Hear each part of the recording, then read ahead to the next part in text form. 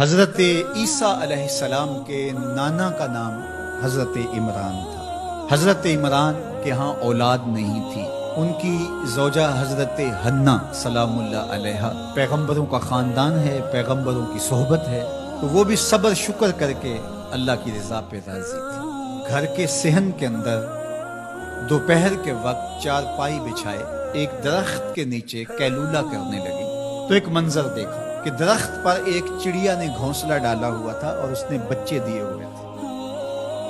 وہ کہیں سے اڑ کے جا کے دانا اٹھا کے لاتی اور بچہ چونچ کھولتا اور ماں اس کی چونچ میں دانا ڈالتی۔ چڑیا کے بچے کے ساتھ چڑیا کی محبت کو دیکھا تو حضرت حنا کا دل چوٹ کھا گیا اور بارگاہ ازدی میں عرض کی مالک تو نے جانوروں کو بھی بچے دیے ہیں اور وہ ان سے پیار کر رہے ہیں، تیرے دربار میں کیا کمی ہے اگر تو مجھے اولاد عطا کر دے۔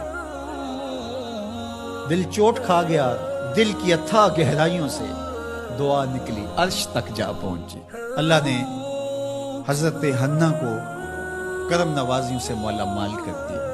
حضرت حنا نے کہا اے اللہ جو میرے وطن میں ہے میں تیرے گھر کے لیے اس کو وقف کر دوں۔ جب ولادت کے لمحے آئے تو حضرت حنا زوجہ عمران نے بیٹی کو جنم دیا، پریشان ہو گئی کہ مالک یہ تو بیٹی ہے، میں نے تو اس کو مسجد اقصی کے لیے وقف کیا ہے اور وہاں سارے مرد ہیں، ایک لڑکی جب جوان ہوگی تو اس کو وہاں کیسے چھوڑ سکوں، منت میری کیسے پوری ہوگی۔ بہت پریشان ہوئی منت کی تکمیل کا سوچ کے کہ مالک یہ تو بیٹی ہے۔ آواز آئی پریشان ہونے کی ضرورت نہیں حنا، جو تو نے بیٹی جنم دی ہے ایسے تو بیٹے بھی نہیں ہوتے۔ اس بیٹی کا نام کیا رکھا گیا؟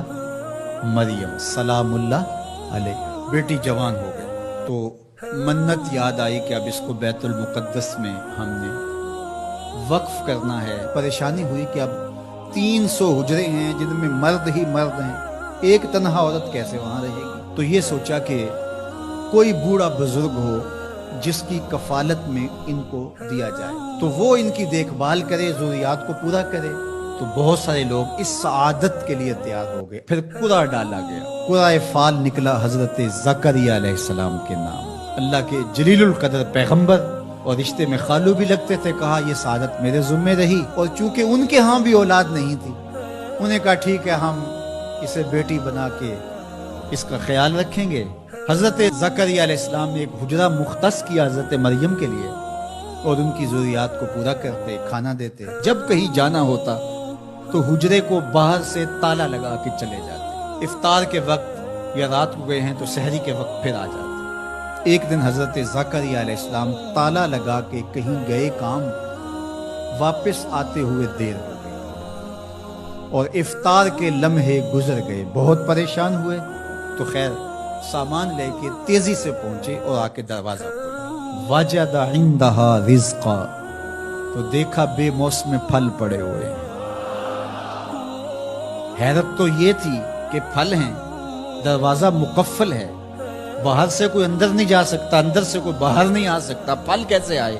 پہلی حیرت تو یہ، پھر پھل بھی بے موسم ہے۔ قال یا مریم ان لک ھذا، اے مریم یہ کہاں سے آئے؟ قالت ہوا من عند اللہ، کہا یہ میرے اللہ کی طرف سے آئے، یہ مجھے میرے رب نے دیے۔ ان اللہ یرزق من یشاء بغیر حساب، وہ جس کو چاہتا ہے بغیر حساب کے عطا کرتا، اس کے لیے کوئی مشکل نہیں ہے۔ جو ماں کے پیٹ میں بچے کو رزق دیتا ہے، انڈے میں چوزے کو رزق دیتا ہے، وہ حجرہ مریم میں مریم کو رزق نہیں دے سکتا؟ اب حضرت زکریا علیہ السلام کا ذکر آپ نے سنا کہ ان کے ہاں اولاد نہیں تھی اور عمر کتنی ہو گئی تھی؟ 120 سال، اور آپ کی زوجہ کی عمر 100 سال ہوگی، تو اب تو امید بھی ختم ہو گئی اولاد کی۔ لیکن جب بے موسم پھل دیکھے نا تو اندر چھپی ہوئی امید کی موہوم سی جو چنگاری تھی وہ بھڑک اٹھی اور حضرت زکریا نے ہاتھ پھیلا لیے۔ ہنالک دعا زکریا رب، مالک جب تو مریم کو بے موسم پھل دے سکتا ہے، میرے شجر عمر پر اولاد کے آنے کا موسم بیت گیا ہے، لیکن مالک کیا تو مجھے بے موسمی اولاد نہیں دے سکتا؟ حضرت زکریا وہیں کھڑے ہو کے دعا مانگنے لگے۔ معلوم ہوا جہاں رحمتیں اترتی دکھائی دیں وہاں دعا مانگی جاتی۔ ہم جب اللہ والوں کی قربت میں جا کے اللہ سے دعا مانگتے ہیں تو کچھ لوگ معترض ہوتے ہیں کہ اللہ تو ہر جگہ موجود ہے، یہاں کیوں مانگ رہے ہو؟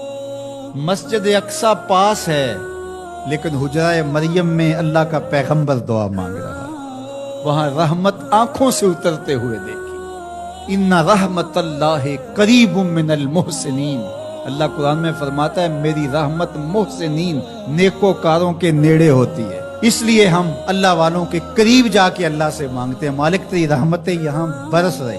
ہنالک دعا زکریا ربہ، وہیں کھڑے ہو کے دعا مانگنا شروع کر دی، اللہ مجھے ستھری اولاد عطا کر۔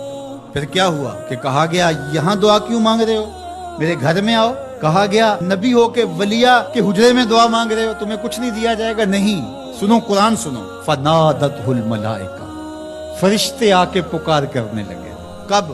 وَهُوَ قَائِمٌ يُصَلِّي فِي الْمِحْرَابِ، وہ حجرے میں کھڑے ابھی دعائیں مانگ ہی رہے تھے، فرشتوں نے آ کے ندا دی، کیا؟ ان اللہ یبشرک بیحییٰ، اے زکریا تمہیں مبارک ہو، ہم تمہیں یحییٰ عطا فرمائیں۔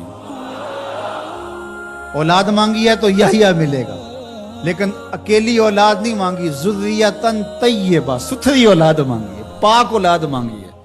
تو مصدقا بکلمۃ من اللہ وسیدا وحصورا ونبیا من الصالحین، جو بیٹا دینے والے ہیں وہ کلمت اللہ کی تصدیق کرنے والا ہوگا، سردار ہوگا، عورتوں سے الگ رہنے والا ہوگا اور پیغمبر ہوگا، صالحین سے نبی ہوگا، یہ شانوں کا مالک ہوگا، فوراً دعا قبول ہوگی۔ یہ ہے کرامت سیدہ مریم کے حجرے